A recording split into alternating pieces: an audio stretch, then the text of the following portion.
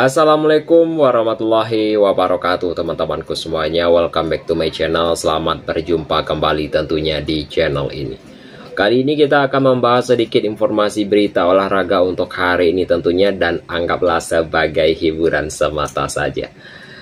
Dan seperti biasanya di dalam segmen akhir video nantinya kita akan mengangkat tema hiburan sedikit tentunya. Dan jika teman-teman ingin berkomentar, jika video ini menarik ya silahkan berkomentar di video ini. Baik, untuk pembahasan yang akan kita bahas untuk hari ini yaitu adalah inilah 4 target utama Real Madrid untuk posisi bek tengah tentunya. Dari beberapa informasi yang telah beredar juga bahwa Real Madrid belum menyelesaikan aktivitas belanja pemain meskipun telah merekrut beberapa nama top. Ya, sektor pertahanan masa depan masih menjadi sorotan utama tentunya. Baik itu dari masa lalu, lini belakang mereka kerap bermasalah akibat cedera, yaitu Xabi Alonso menyadari bahwa performa 3-5 dan 2 itu membutuhkan lebih banyak bek tengah, dan ini memang sudah didatangkan tentunya ya. Akan tetapi kehadirannya belum cukup untuk menutup semua celah dari Trent Alexander-Arnold dan Alvaro. Juga masuk, keduanya bukan pemain yang beroperasi di jantung pertahanan. Baik itu dari David Alaba dan Eder Militao kerap absen karena cedera. Sementara ini Raul masih dibayangi kasus yang serius untuk dapat mengganggu karirnya sendiri tentunya. Masih dikabarkan masih membidik satu bek tengah, yaitu sebelum jeda transfer ditutup 4 nama kandidat pun mulai menciut ke permukaan. Siapakah dia? Untuk urutan yang pertama untuk urutan yang pertama yaitu jatuh kepada Ibrahima Konate tentunya. Ya, untuk pemain ini ya isunya yaitu ketertarikan Real Madrid ya terhadap pemain ini, yaitu adalah kembalinya menciut jelang pada musim panas ini. Kontrak sang bek di Liverpool akan habis pada tahun depan dan belum ada titik terangnya dalam membicarakan kontrak barunya. Ya, situasi ini membuat Liverpool bimbang antara menjual atau mempertahankannya. Mereka tentu tak ingin mengulang kesalahan seperti kasus Trent Alexander-Arnold. Baik itu transaksinya yaitu dengan harga 60 juta euro, namun sulit bagi Liverpool untuk mendapatkan nilai yang seperti itu. Real Madrid dikabarkan hanya siap mengeluarkan sekitar 30 juta euro untuk merekrutnya. Untuk urutan kedua yaitu jatuh kepada Piero Hincapié. Ya, untuk pemain ini adalah merupakan salah satu pemain yang disebut sebagai masuk radar dari Real Madrid jelang musim panas ini. Ya, meskipun begitu informasi soal kaulusnya pelepasan sebesar 60 juta euro rupanya tidak memenuhi syarat juga atau sepenuh besar ya.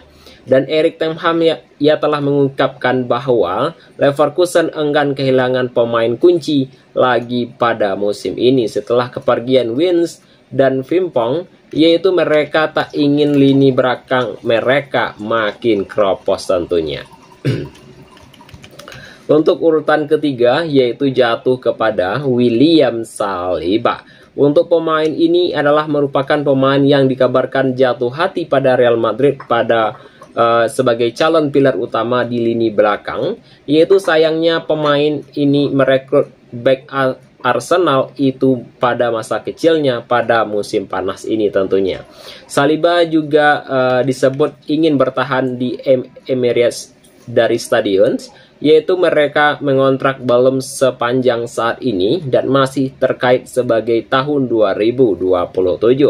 Baik itu dari klub London tersebut. Untuk urutan keempat yaitu jatuh kepada Antonio Silva tentunya.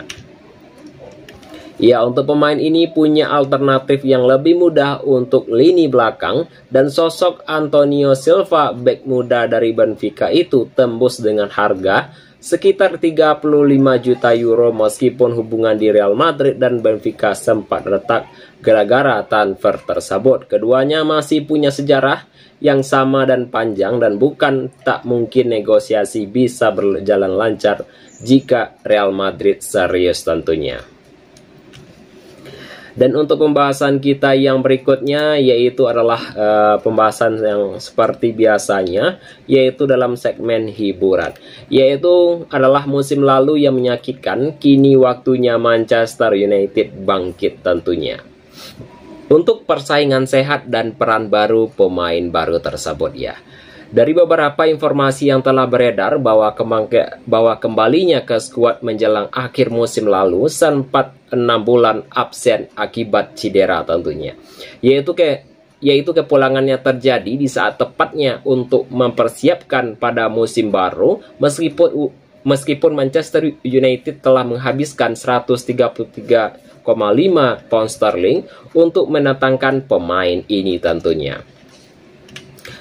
Untuk di sini juga yaitu lupakan Bilbao, fokus ke pramusim tentunya.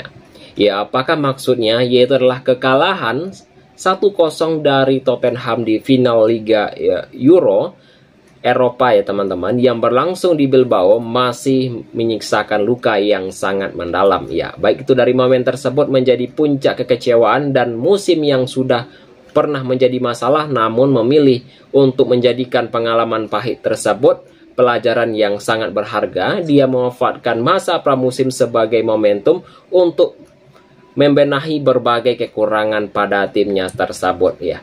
Untuk sini butuh waktu move on juga. Dan saya juga beberapa kali kalah dan ini adalah merupakan final dan tidak pernah mudah tentunya. Ya, itu ujarnya sendiri. Baik itu dengan durasi pramusim yang lebih panjang, baik itu dia bangun dengan pondasi yang sangat solid, dan untuk di sini juga tersebut memberikan sebuah kesempatan untuk memperbaiki aspek yang belum optimal tentunya. Dan untuk yang berikutnya kita akan membahas dalam segmen hiburan kita teman-teman untuk hari ini. Jangan lupa teman-teman untuk like, komen, dan subscribe juga di channel ini jika pembahasan ini menarik dan hanyalah bersifat hiburan semata saja. Baik itu dari masa depan dari Hollywood di Manchester United, dipertahankan atau dilepas ya. Menurut teman-teman, apakah dipertahankan atau dilepas? Dari beberapa informasi berita olahraga yang beredar juga bahwa Manchester United berusaha bangkit setelah melalui musim yang mengecewakan. Klub kini menerapkan strategi transfer yang lebih terstruktur dan realistis. Ya, hingga saat ini MU telah mengeluarkan dana sebanyak 153 juta euro untuk mendatangkan Bryan Marssh. Dan untuk kehadiran tersebut keduanya diharapkan dapat meningkatkan produktivitas lini depan Setan Merah. Untuk menghentikan sebuah aktivitas belanja, mereka dikabarkan masih berupaya merekrut pemain baru tentunya. Ya, jika rencana tersebut terwujud, total belanja MU bisa mencapai angka 200 juta euro. Situasi ini pun memunculkan pertanyaan besar mengenai masa depan Rasmus Højlund di MU juga. Baik itu dari performa Højlund masih di bawah ekspektasi teman-teman. Ya, pada musim lalu juga adalah sebuah kontribusi Højlund belum sepadan dengan biaya yang dikeluarkan MU, dan ia mencetak 10 gol dari 52 pertandingan di semua ajang juga. Dan angka ini belum memenuhi harapan MU untuk menguncar 77,8 juta euro untuk merekrut darinya Atalanta. Rasio golnya juga jauh menurun dibanding performa di klub sebelumnya. Saat ini ia bermain tentunya memiliki rasio per 90 menit yang lebih baik, namun MU di angka tersebut itu adalah anjlok menjadi 0,37 per 90 menit, terendah sepanjang karirnya juga. Baik itu dari ketertarikan klub Italia bisa menjadi solusi. Apakah ini solusinya? Ya, untuk yang berikutnya dari beberapa tim Serie A mulai dikaitkan dengan Højlund ke Inter Milan, Lazio, dan Atalanta disebut berminat memboyong kembali ke Italia. Baik itu dalam ketertarikan ini bisa menjadi bagian MU untuk mendapatkan dana demi membeli striker baru, dan bila ada klub yang menawarkan dengan harga yang mendekati nilai jual tersebut untuk melepaskan, dan serta opsi yang realistis tentunya. Dan munculnya sebuah harapan baru untuk merekrut anyar teman-teman ya. Untuk di sini juga, untuk masuknya Bryant yaitu bisa memberikan dimensi baru di lini Manchester United. Keduanya pemain itu menyumbangkan total 14 assist di Premier League pada musim lalu. Untuk kehadiran mereka bisa meringankan beban Howlett sebagai pencetak gol tunggal, dan mereka juga memiliki potensi sebagai umpan yang lebih andalan tentunya.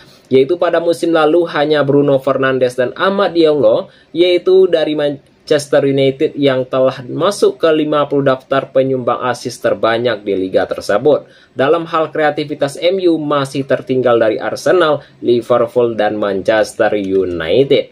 Ya, jika lini tengah bisa meningkat kualitas umpan dan peluang, Howlett berpeluang mencetak gol lebih banyak muncul, bisa menjadi momen penentu baginya di Old Trafford tentunya. Itu teman-temanku semuanya dalam beberapa informasi berita olahraga yang singkat untuk hari ini. Ya, ini adalah merupakan sebuah hiburan semata saja. Jika ada kesalahan ya teman-teman, mohon dimaklumi saja. Dan jika teman-teman tertarik dengan video ini, jangan lupa tinggalkan jejak dengan cara berkomentar di video ini. Ya, saya akhiri saja dengan mengucapkan Assalamualaikum warahmatullahi wabarakatuh.